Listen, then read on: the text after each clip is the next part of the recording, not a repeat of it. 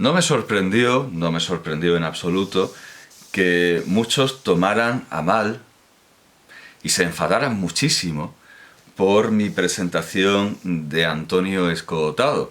Porque Antonio Escotado es un autor que tiene muchos discípulos, muchos seguidores. Yo en el mundo del discipulado, desde luego, no... en fin, prefiero no acercarme a los conventículos y cenáculos donde hay un maestro y unos discípulos con una orientación más o menos pitagórica de Magister Dixit, como refería Cicerón. Para mí, Escotado, Gustavo Bueno, otros tantos pensadores españoles a los que he visto vivos, aunque no los he visto en persona, pero los he visto vivir, hablar en mi tiempo. Para mí son grandísimos sabios, pero desde luego no los convierto en una religión ni nada parecido. Entonces, el hablar con desenvoltura y desenfado de alguno de estos sabios que tienen tantos discípulos, naturalmente causa malestar y desasosiego en muchos que los toman como figuras pitagóricas, como el maestro que siempre tiene razón, etcétera. Yo, si alguien puedo considerar maestro de manera plena, sería a García Valdecasas, a José Guillermo García Valdecasas, y él se caracterizaba precisamente por desear y exigir que todo el mundo tuviera su propia personalidad, que todo el mundo tuviera su propio pensamiento, que nadie fuera hijo de su tiempo, sino nadie fuera hombre de su tiempo, porque eso lo son los hombres vulgares, sino hacer su propio tiempo, ser artífice de su propia búsqueda de la verdad.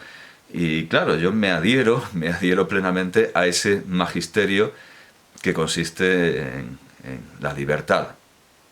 E igualmente, otro gran maestro al que, bueno, yo no he visto hablar, creo recordar, no he visto hablar estando yo vivo, habiendo yo ya nacido, y si lo vi, no lo recuerdo. Otros maestros los he visto de niño, y luego he atado cabos y he recordado que esa imagen que yo tenía de la infancia se correspondía con un gran autor que luego me ha interesado, como Ismail Cadaré, por ejemplo, a quien yo recordaba con su pañuelo hablando de los refugiados y de la guerra de Yugoslavia, y luego andando el tiempo he ligado esa imagen del creador que me fascinaba con aquel poeta que hablaba en tiempos de guerra. No creo recordar a Borges en mi infancia. Me parece que no se dio la extrema casualidad de que apareciera en televisión cuando yo pudiera estar viéndola, a pesar de que Borges escribió libros importantísimos. Claro, cuando yo nací, pero no podía enterarme. Bueno, Borges es uno de mis maestros, evidentemente, lo adelanto, por la misma razón por la que lo es, y reconozco como maestro a García Valdecasas, porque ambos tienen ese sentido de la libertad. Escotado también tenía ese sentido de la libertad y era amigo de García Valdecasas. Todo encaja, todo tiene sentido. De la libertad, de la independencia, del ver las cosas por uno mismo, de investigar por uno mismo, a pesar de que García Valdecasas decía que eso de hombre hecho a sí mismo es una frase que solo tiene sentido en Lucifer. Lucifer podría haber dicho perfectamente yo me he hecho a mí mismo. Y claro, evidentemente es una frase completamente luciferina. Esa búsqueda de la verdad tiene que entroncar también con la sentencia de Bernardo Carnotiense, que en realidad es anterior, por supuesto, de que somos casi enanos, somos como enanos a hombros de gigantes. Eso es también innegable. Pero igualmente, de esa sentencia de Bernardo Carnotiense se extrae que nosotros, enanos sobre hombros de gigantes, vemos más allá, vemos más lejos de lo que veían los propios gigantes.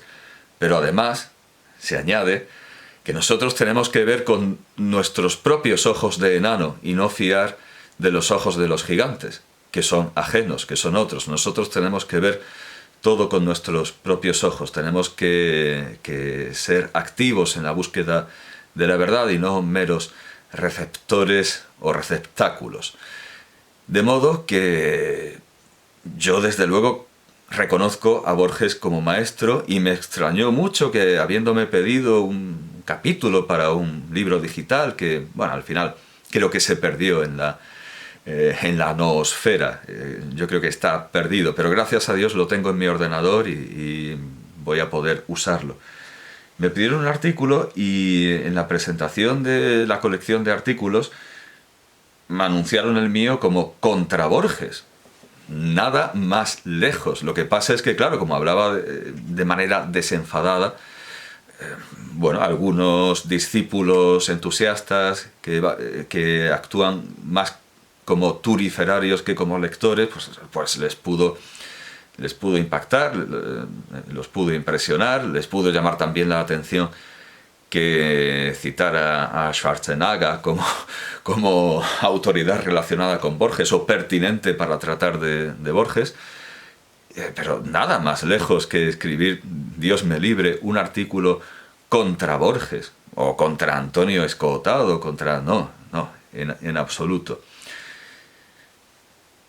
Por esto voy a presentar a Borges. Tengo la necesidad de presentar a Borges para usar este artículo que no era contra él, en absoluto. Pero además me mueve a hacerlo el que acabo de ver un documental. Además es verdad, acabo de ver un documental sobre esa prédica que llevan tantos años haciendo los sectarios del transhumanismo, esa secta filosófica, porque científica no es, esa secta absurda filosófica según la cual podríamos transferir nuestra conciencia a una máquina, pero eso no tiene sentido, no tiene ningún sentido. La transmigración de las almas, la metempsicosis, la reencarnación de los antiguos, de Empédocles, Pitágoras, Platón, el Buda, aunque el Buda, claro, lo veía como una monstruosidad de donde había que escapar. La metempsicosis tiene mayor sentido desde el punto de vista de la ciencia, lo de la energía que no se crea ni se destruye, pero al fin y al cabo, ¿de qué me sirve todo eso si no tengo conciencia? Lo único que se mantiene es una conciencia sintiente, que una buena parte de las cosas que va a sentir es dolor natural, normal, que Buda quisiera liberarse de todo aquello. Pero aquí es que ni siquiera hay tal conciencia sintiente, porque es simplemente un robot que repite preguntas y respuestas como un videojuego de los 90.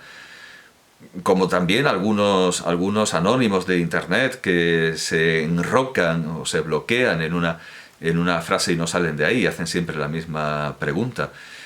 Eso no es ni una conciencia ni cosa que se le parezca, lo que proponía. Aunque tenía gracia que uno de los logros de esta doctrina era un robot bonzo, un robobonzo, en un templo budista japonés, que encima presumía de estar mejor dotado que los bonzos de carne y hueso, que los bonzos habituales, porque él, y efectivamente tiene razón, no tiene conciencia del yo y además no tiene deseos, o sea que va mejor encaminado para el nirvana que los bonzos habituales a los que estamos acostumbrados, los bonzos tradicionales. No había otro tipo, sino los bonzos de carne y hueso hasta ahora. Y esto me ha hecho presente algo que había estado acariciando estos días.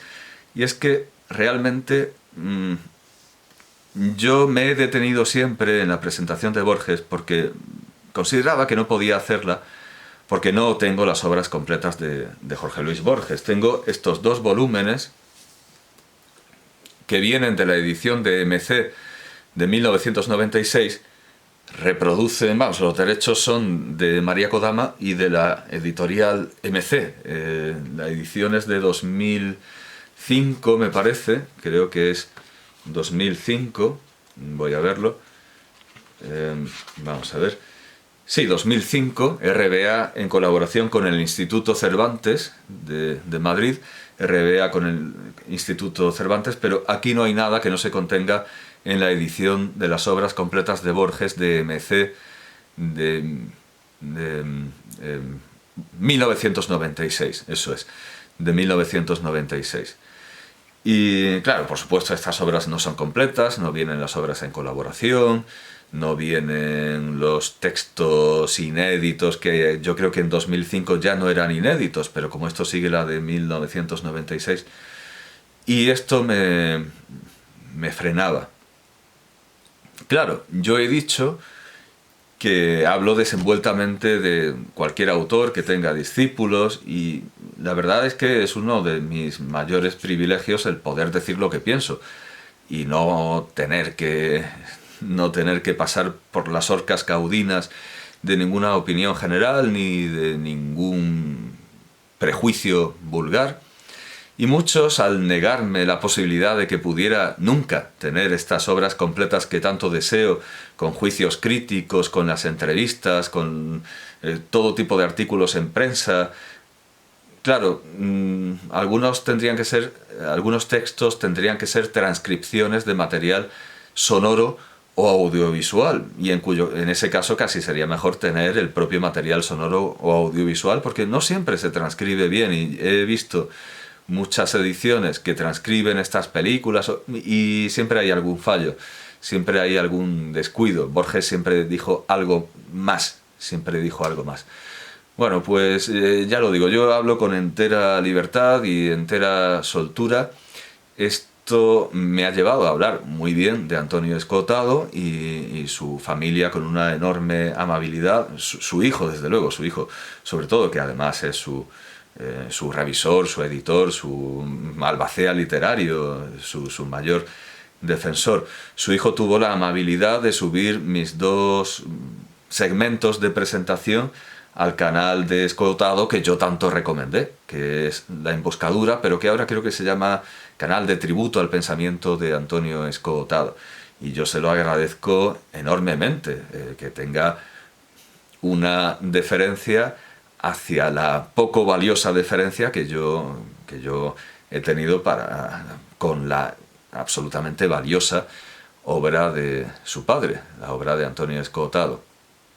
El hablar con entera libertad, lo sé, ha hecho que, claro, porque por supuesto, yo al presentar a Escotado en ningún caso quise acabar en el canal. Él me descubrió y lo subió lo subió por propia iniciativa y por su entera voluntad.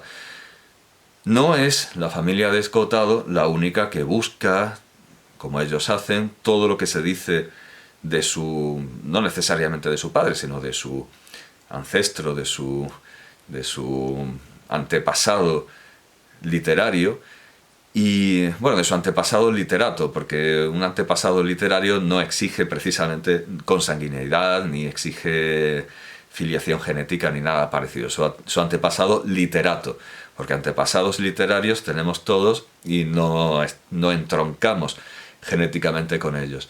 Su antepasado literato.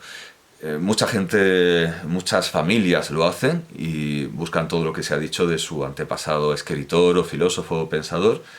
Y yo sé perfectamente que hay familias que reproducen absolutamente todo lo que se dice de este antepasado, y lo mío no lo han puesto. ¿Por qué? Porque he hablado con libertad y he dicho lo que realmente me parecía. Por ejemplo, el caso de Julio Casares, que sé perfectamente que su familia reúne con amor, dedicación y puntillosidad extrema todo lo que se dice de él, pero claro, lo que yo dije sobre el diccionario de Julio Casares, el diccionario ideológico, seguramente no les gustó, y lo entiendo, pero yo dije lo que tenía que decir. Yo hice la crítica que tenía que hacer, seguramente no les gustó. A un profesor que es un grandísimo admirador de Julio Casares le envió los vídeos previniéndolo acerca de su contenido, y no los quiso ver, porque claro, intuía que podría desmontársele la admiración, y menos mal para los admiradores de Julio Casares, que yo en aquel tiempo no conocía lo que dice Luis Astrana Marín, lo que dice don Luis Astrana Marín de Julio Casares en El libro de los plagios, donde venga a Valle Inclán, pero ya lo digo, si es su mejor si son sus mejores artículos aquellos en los que descubre las fuentes de Valle Inclán, y que sí, efectivamente, Valle Inclán copia, saquea, hurta, se puede decir, si es verdad, se debe decir, no es que se pueda decir. Bueno, pues lo que yo no sabía era que Luis Astrana Marín había vengado la memoria de... No la memoria, bueno, sí, porque era... creo que ya había muerto Valle Inclán. Venga Luis Astrana Marín a Valle Inclán descubriendo en El libro de los plagios de Julio Casares. Yo si he tratado a Julio Casares en esta biblioteca ideal es porque me parece que tiene libros, precisamente como el que contiene el artículo donde descubre las fuentes de Valle Inclán, que deben estar, por supuesto, en cualquier biblioteca seria, especialmente dedicada a los temas españoles, al hispanismo, que no es mi interés, desde luego, principal ni fundamental. El hispanismo cada vez me da más igual, cada vez me importa menos, hay temas más importantes, mucho más importantes, pero en una biblioteca que se tome en serio el hispanismo, pues tiene que estar Julio Casares, pero no por lo que sus admiradores y su familia piensan. Llegado a este punto, claro, todo el mundo intuirá por dónde voy. Si tengo tanta libertad para hablar, tanta parresía y tanto desenfreno en decir lo que me parece que debe ser dicho, tendré que hablar de lo que me han hablado muchos que me negaban la posibilidad de lo que pido. Unas obras completas en las que estén las entrevistas, las obras en colaboración, todos los inéditos, reseñas, los cuadernos, los dictados, las cintas magnetofónicas, todo. Me niegan esa posibilidad, me dicen que eso nunca pasará, por voluntad de su viuda, María Kodama. Yo he tenido la alegría de conocer a María Kodama en un curso de verano de San Lorenzo del Escorial. Me pareció una señora amabilísima, encantadora, una acendrada defensora del legado de Borges. No sé si lo cuento en el artículo, en el capítulo del libro del que me voy a servir para hacer esta presentación, así que no lo contaré, pero respondió a una pregunta mía con una anécdota fascinante, maravillosa, que yo creo que nos emocionó a todos. A mí, desde luego, ella se emocionó contándolo, me dio las gracias por la pregunta, una historia verdaderamente maravillosa.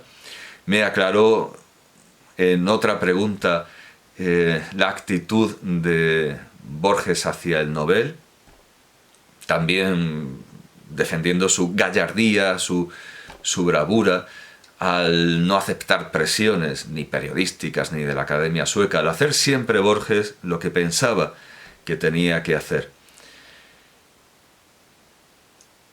Así que claro, no me sale el censurar o condenar la culpa que pueda tener la viuda de Borges en que no salgan unas obras completas tal como a mí me gustarían. Desde luego hay críticas que no acepto y que son todo lo contrario de lo que yo sostengo y de lo que yo pienso. Hay muchos que dicen, realmente existe esto, hay muchos que dicen que María Kodama lo que está haciendo es dinero y que lo único que le interesa es el dinero, publicando obras que el propio Borges no incluyó en sus obras completas y no quiso editar. Yo pienso todo lo contrario. En cuanto a que haya obras de Borges que haya que velar, aunque él mismo se avergonzara de algunos poemas, ocultara otros escritos, yo pienso que si encontramos una lista de la compra de 1912 en la que Borges dice que tiene que ir por pescado, eso me gustaría verlo publicado.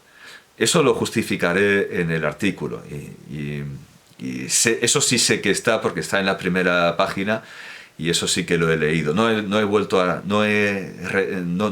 leer este capítulo del libro que escribí en agosto del año pasado. Creo que ya llevábamos mascarilla y que esta farsa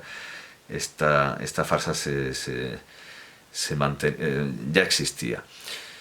Bueno, bueno, no lo recuerdo. El caso es que es de 2020 y llevo un año sin verlo, pero sí sé que defiendo y explico que todo lo que escribiera Borges, todo lo que dijera Borges es valioso. Y de hecho, yo me alegro enormemente de que Antonio Escohotado haya hecho lo mismo que el científico que el científico social de la película de Cronenberg, Videodrome, y tenga no ya una habitación llena de cintas enormes, sino algo muchísimo mejor, un canal en el que desde cualquier parte del mundo se puede ver la imagen de este sabio dando lecciones a la posteridad. Me alegro muchísimo de que esto ocurra, pero con Borges, la verdad, con Borges es que más que tener un Videodrome, más que nos haga un Videodrome, me hubiera gustado que nos hubieran hecho Los Niños del Brasil. Yo he hecho tanto en falta al maestro Borges que yo preferiría que se lo clonara en distintas partes del mundo y que hubiera en cada institución docente un Borges, un clon de Borges. Claro, por supuesto sé que esto es tan científicamente imposible como lo de transferir la conciencia a un robot, igual de absurdo, porque en poco tiempo tendríamos un Borges señor de la guerra, un Borges nadador olímpico, un Borges pintor abstracto. Ninguno acabaría pareciéndose al Borges original, por supuesto. Pero si fuera posible, nos gustaría que Borges, ese gran admirador del budismo que ahora tiene bonzos robots, nos encantaría que Borges no se hubiera extinguido como él sabía que haría, porque Borges era ateo y no creía en la magia de las coincidencias, en la magia de la recursividad, pero yo creo que no aceptaría ni siquiera el eterno retorno, ni siquiera la reencarnación, y esperaría extinguirse. Esa extinción que era el deseo de Buda frente al absurdo de esas reencarnaciones sin memoria y con sufrimiento.